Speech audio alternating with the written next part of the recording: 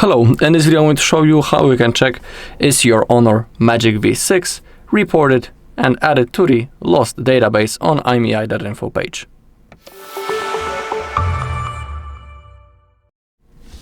Okay, to do it we need to enter the IMEI number of the phone.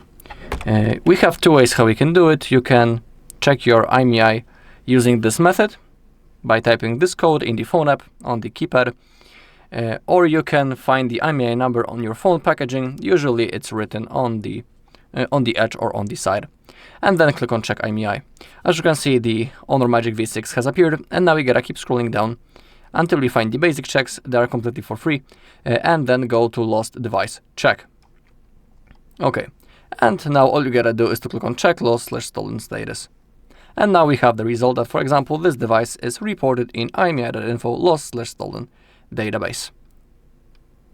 We have the incident date, the country, the city, the price of the recovery reward in US dollars, the contact name, the email, the phone number, is it verified, verification date, and the date when the report was created at.